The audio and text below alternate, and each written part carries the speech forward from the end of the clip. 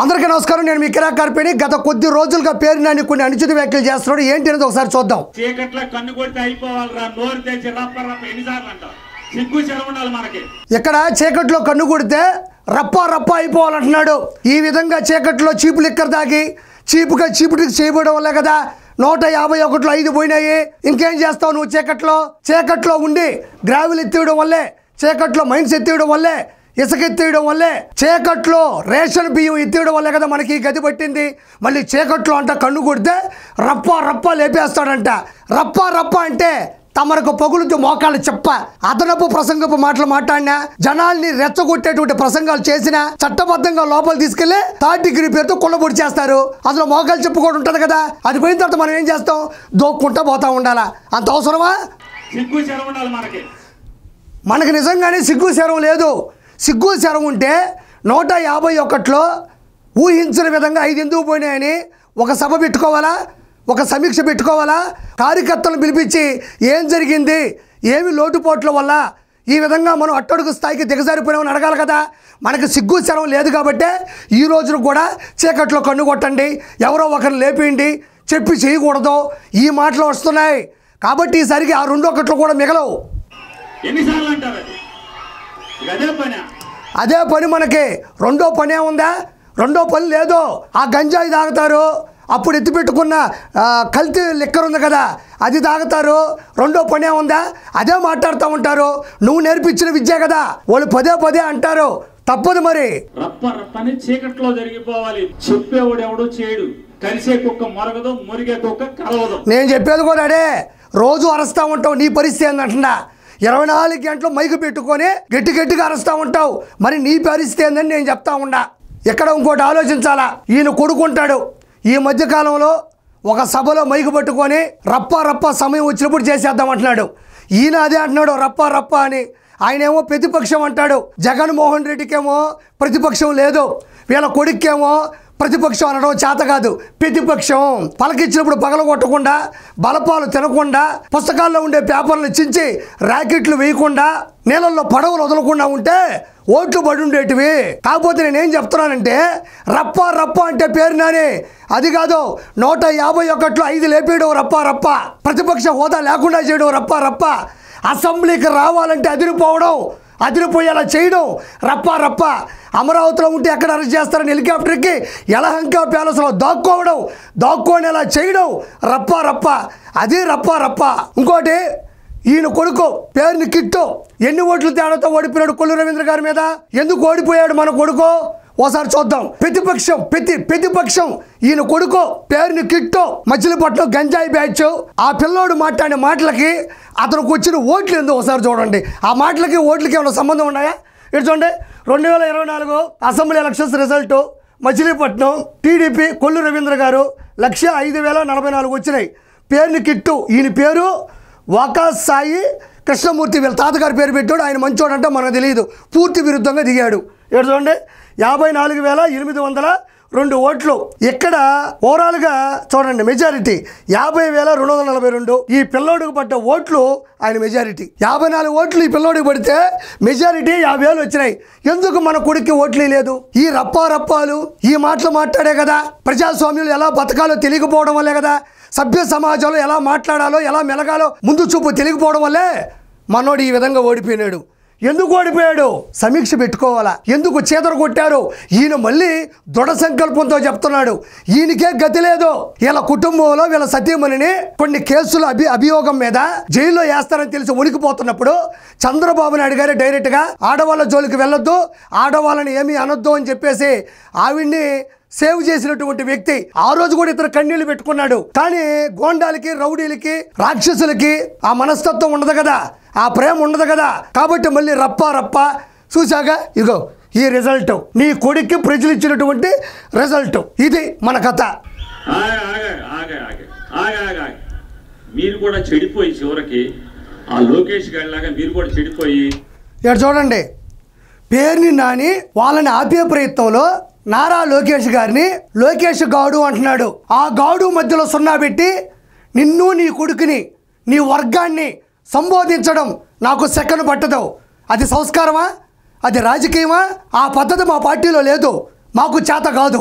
నీ కొడుకుని అచ్చొచ్చిన ఆంబోతు మాదిరిగా ఊరి మీద వదిలి ఊరుకోవడం కాదు. సంస్కారమైన రాజకీయం ఎలా చేయాలో నీ కొడుక్కి నారా లోకేష్ గారిని చూపించు. సభ్య సమాజంలో ఎలా మాట్లాడాలో నీ కొడుక్కి నారా లోకేష్ గారి స్పీచ్లు వినిపించు. తండ్రికి తగ్గ తనయుడిగా ఎలా మెలగాలో ఎలా బతకాలో నారా లోకేష్ గారిని చూపిస్తూ నువ్వు నీ కొడుకు ఆలోచించు. 2029లో మళ్ళీ అన్నని కిందకి దించు. మీ అన్న పార్టీ ఒక మంచు కరిగిపోతానే ఉంటుంది, కరిగిపోతానే ఉండాలా. అవుట్. ఇంకో విషయం చెప్పాలి ఇక్కడ. ఈ రప్ప వల్ల ఆగ్రహ జ్వాలలు వెల్లువెత్తాయి, ధర్నాలు, నిరసనలు.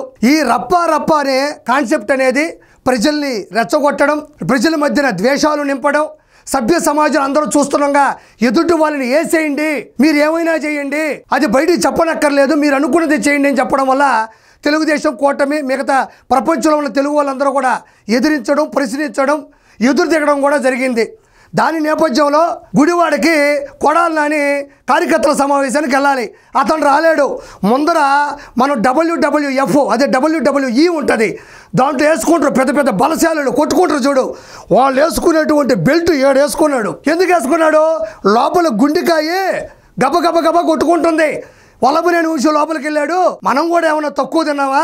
ఫుల్ మీల్స్ తిన్నాం కదా, ఏ రోజైనా లోపల వేసేస్తారనే భయంతో పైన ఇంత పెద్ద బెల్ట్ వేసాడు. ఎందుకంటే నా ఆరోగ్య పరిస్థితి బాగోలేదు, నన్ను లోపల పంపించారంటే నాకు ఏదైనా అవుతుంది, దయచేసి మీ కాళ్ళు పట్టుకుంటాను, దీన్ని చూసైనా నన్ను క్షమించని చెప్పడం కోసం WWFలో ఓళ్ళు పెట్టుకునే అంత పెద్దది పెట్టాడు ఈడ. కాబట్టి అతను రాలేడు కాబట్టి ఇతను వెళ్ళాలి. ఈ నాని పోతే ఒప్పుకుంటారా? ప్రజలకు కోపం ఉంది కదా, ప్రజాక్షేత్రంలో ఆ మాటలు మాట్లాడకూడదు కదా. కాబట్టి వాళ్ళ ప్లేసులో మహిళ, గౌడ మహిళ, బీసీ మహిళ ఉప్పాల హారిక గారిని వాళ్ళ హస్బెండ్ రాముని కూడా పంపించడం జరిగింది. ఎందుకు పంపించాడు అక్కడికి? వీళ్ళు ఆగ్రహ జ్వాలలతో ఉన్నారు. అతను వస్తాడు కదని వెయిట్ చేస్తున్నారు. కారు వచ్చి రాగానే అరవచ్చు, ముందుకు రావచ్చు. ఒక్కసారిగా డోర్ తీస్తే మహిళ ఉంది. మహిళను చూసి టీడీపీ కూటమి సభ్యులు ఈ విధంగా మాట్లాడుతుని చిత్రీకరించడం కూడా ఆవిడని పంపించడం జరిగింది. అక్కడికి వెళ్ళగానే వాళ్ళ హస్బెండ్ రాము కూడా లకారంతో ఒక అతిపెద్ద బూతు మాట్లాడడం జరిగింది. వాళ్ళ కోపం రాదా అలా మాట్లాడితే? వెనక కారు అద్దం మీద ఒక రాయి వేసి పగలగొట్టడం జరిగింది తప్ప తల మీదే లేదు, వాళ్ళ ఒంటి మీద కూడా వేయలేదు. ఇది జరిగింది. దీనికి మళ్ళీ పేరు నాని చేసేటువంటి వైభోగం ఏంటో ఒకసారి చూడండి. దానేమో స్టేట్ వైడ్ ఇష్యూ కింద బీసీ లేడీ మీద అటాక్ చేశారు. తెలుగుదేశం ఎమ్మెల్యే గోండాలో ఎమ్మెల్యే డైరెక్షన్ పైనుంచి లోకేష్ డైరెక్షన్ కొంచెం గట్టిగా స్టేట్ వైడ్గా అందరితో మాట్లాడించి కొంచెం చేస్తూ బాగుంటుంది. బీసీ లేడీ గౌడ గ్యాస్ అందరితో లౌడ్గా ఇక్కడ పేరు నాని సజ్జల రామకృష్ణారెడ్డితో మాట్లాడుతున్నాడు. ఆ సలహాదారుడు వైఎస్ఆర్సీపీని సర్వనాశనం చేసిన సలహాదారుడితో కింద తొత్తు మాట్లాడుతూ ఉన్నాడు. ఏమని మాట్లాడుతున్నాడంటే ఇక్కడ ఇంకోటి గమనించాలా, ప్రపంచంలో ఉండేటటువంటి సమస్యలన్నింటినీ కూడా తీర్చగలిగిన వ్యక్తి, తీర్చిదిద్దగలిగిన వ్యక్తి, సర్ది పెట్టగలిగిన వ్యక్తి, సర్దుకోగలిగిన వ్యక్తి, పార్టీతో సహా ఇతను తలకాయ ఇలా పట్టుకొని సజ్జల రామకృష్ణారెడ్డితో మాట్లాడుతున్నాడు. ఇక్కడ బీసీ మహిళ, ఆవిడ గౌడ, ఆవిడ మీద ఏమో చేసేశారు, పైన పడిపోయారు, చంపేపోయారు అని క్రియేట్ చేసి అందులో వీడియోలు కూడా ఉన్నాయి కాబట్టి వీటికి సింక్ చేసి మీరు కానీ జగన్మోహన్ రెడ్డికి కానీ చెప్పగలిగితే దీన్ని నారా లోకేష్ లోకల్గా ఉండే ఎమ్మెల్యేలు కూడా చేసేసారని చేస్తే మనకేమన్నా ఉపయోగం ఉంటుందా? అది నేను చెప్తే అవ్వదు. మీరు ఆయనకి చెబితే, ఆయన ప్రజలకు చెబితే, కార్యకర్తలు ఎగబడితే మనకు కొంచెం ప్లస్ అయ్యే అవకాశం ఉంది. రెండోది, నేను అత్యద్భుతమైనటువంటి ఒక లొసుగును పట్టేశాను, ఒక అద్భుతమైన ఆలోచనని మీకు ఇస్తున్నాను కాబట్టి ఇమ్మీడియట్లీ దీన్ని చేయండి అన్నాడు. మరి ఆయన పక్కనుండే వ్యక్తికి శాలరీ ఇవ్వలేదో, మరి అతనికి కడుపు నిండా అన్నం పెట్టట్లేదు, మరి అతన్ని తాగేసి బూతులు తిట్టాడో ఏమో కానీ ఆడేవుడికి ఒక కడుపు మండి ఎదురుగ్గా వీడియో తీసి ఆయన పెట్టడం జరిగింది. కాకపోతే ఇంకోటి ఆలోచించాలా. ఇక్కడ చూడయ్యా, ఈ ఫోన్ చూడండి, బ్రిటిష్ కాలం నాటి ఫోన్ ఇది. తుర్ర తుర్ర తుర్ర అని ఎత్తారు, ఆ ఫోన్ పెట్టుకున్నాడు.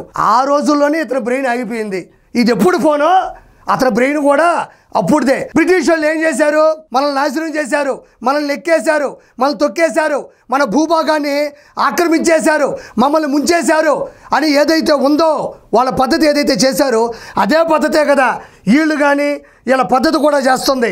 ఉప్పాల హారిక గారు ఒక బీసీ మహిళ, ఒక గౌడు మహిళ, అపశుభం తెలియని ఒక అమాయకురాగల్ని రెచ్చగొట్టి అక్కడికి పంపించి అక్కడ ఏదో జరిగితే ఇంకోది క్రియేట్ చేసి ఈరోజు కులాల్ని, మతాల్ని, వర్గాల్ని, సామాన్యమైన ప్రజల్ని రెచ్చగొట్టి రచ్చగీడ్చి ఈ అవసరమా? తెనాల్లో జరిగింది ఏంది, గుంటూరులో జరిగింది ఏంది, పొదిల్లో జరిగింది ఏంది, మొన్న సత్తినపాలెంలో జరిగింది ఏంది, బంగారుపాలెంలో దండుపాలెం చేసింది ఏంది, మళ్ళీ ఇంకొక దానికి కూడా ఈ యొక్క క్రీడను మొదలు పెడతా ఉన్నాడు ఈ వ్యక్తి.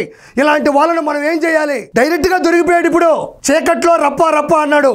నాకు తెలిసి ఇదిగో ఇదే చీకట్లో రప్ప రప్ప అంటే ఒక బీసీ గౌడ మహిళని ఈ విధంగా రెచ్చగొట్టి అక్కడ పంపించి వాళ్ళని నాశనం చేయడం కదా, ప్రజల దృష్టిలో వాళ్ళ మీద వ్యతిరేకం పెంచడం కదా. నీ కొడుకు ఎట్టున్నాడో మిగతా వాళ్ళు కూడా అలానే తయారు చేయాలనుకుంటున్నావా? అసలు పెంపకం అంటే ఇదా? నేను ఒకటే ప్రజలను కోరుకుంటున్నా, సాక్ష్యాధారాలతో సహా దొరికిపోయాడు. ఇలాంటి వాళ్ళని మనం వెనకేసుకొని రాకూడదు. ఇంకోటి ఆలోచిస్తున్నాడు, అన్నకేదో సాయం చేస్తే 24 గంటల మైకులో మాట్లాడితే మనకు అన్న రానున్న రోజులు 5 సంవత్సరాలు మినిస్టర్ ఇస్తాడు, 2.5 సంవత్సరం కాదు అంటున్నాడు. నేను ఒకే ఒక మాట చెప్తున్నా, సముద్రంలో ఉండే ఇసుకతో ఇల్లు కట్టలేం, సముద్రంలో ఉండే నీళ్ళను తాగలేం. జగన్మోహన్ రెడ్డి పార్టీ కూడా అంతే, చూడ్డానికి అట్టుంటదంటే అది ఎప్పుడు గెలవదు, జనాలు గెలవనివ్వరు, అతను ఎప్పటికీ అసెంబ్లీకి రాడు. Please subscribe to Leo news for more videos.